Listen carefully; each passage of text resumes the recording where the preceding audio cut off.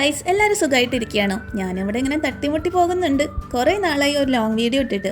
അപ്പോൾ നമുക്കൊരു dragon fruit ചെത്തിയും കൊണ്ട് കഥ പറയാം. ഇന്നൊരു ചെറിയ വീഡിയോ ആണ് കേട്ടോ. എനിക്കാണെങ്കിൽ ഇപ്പോൾ കുറച്ച് ദിവസം വെക്കേഷനാണ്. വെക്കേഷൻ എന്ന് പറയാൻ പറ്റില്ല, അടുത്ത കോളേജ് സ്റ്റാർട്ട് ആവുന്നതിൻ്റെ അലോട്ട്മെൻ്റ് ഒക്കെ ഡിലേ ആയതുകൊണ്ട് എനിക്ക് കുറച്ച് ദിവസം വീട്ടിലിരിക്കാൻ പറ്റി. അപ്പോൾ വെക്കേഷനാണോ ചോദിച്ചാൽ ആണ്, അല്ലേന്ന് ചോദിച്ചാൽ അല്ല.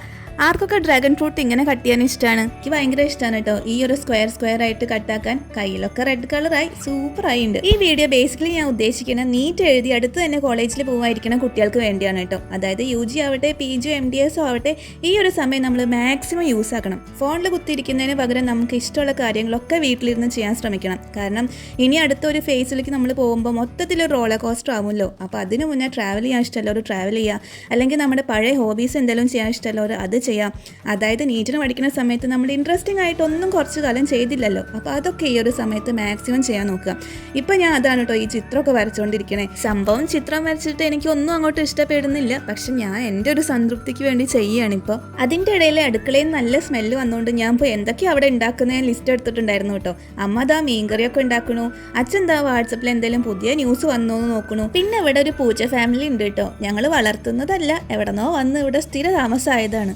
അപ്പോൾ നമുക്ക് ബാക്കി പറയാം. എനിക്കറിയാം ഇങ്ങനെ എക്സാമൊക്കെ കഴിഞ്ഞിരിക്കുമ്പോഴും നമുക്കൊരു സമാധാനം ഉണ്ടാവില്ല. എവിടെ ആയിരിക്കും കോളേജ്, എല്ലാം ഓക്കെ ആവോ, കുറേ പഠിക്കാൻ ഉണ്ടാവോ, കുറേ വർക്ക് ഉണ്ടാവോ എന്നൊക്കെ നമ്മളിങ്ങനെ ചിന്തിച്ചിരിക്കും. പക്ഷേ ഗൈസ് പ്ലീസ്, ഈ ഒരു മൊമെൻറ്റിൽ നമ്മൾ ജീവിക്കാൻ മാക്സിമം നോക്കുക.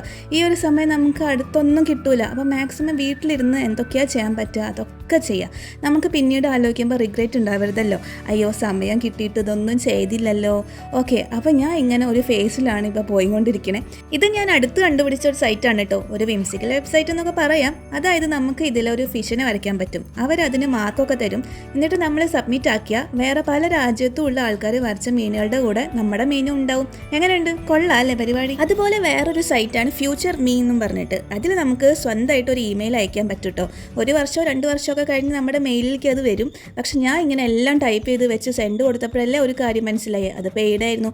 അതുകൊണ്ട് അത് പാളിപ്പോയി. ഉച്ചയ്ക്ക് ഫിഷ് ഫ്രൈ ആയിരുന്നേ. ഞാൻ മീൻകറിയുടെ അത്ര ഫാനല്ല, അതുകൊണ്ട് ഫിഷ് ഫ്രൈ ഒക്കെ കൂട്ടി ഒരു സിനിമയൊക്കെ കണ്ട് ചോറുണ്ടു. ഇത് O2 എന്ന് പറഞ്ഞ ഒരു മൂവിയാണേ.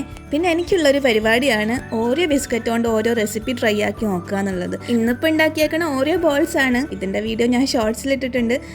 അങ്ങനെ ഞാൻ അതൊക്കെ കഴിച്ച് കാറ്റും കൊണ്ടിരിക്കുമ്പോഴല്ലേ ഇതാ ചേച്ചിയും കുട്ടിയും വരുന്നു. അത് ഭയങ്കര ഒരു സർപ്രൈസ് ആയിരുന്നേ.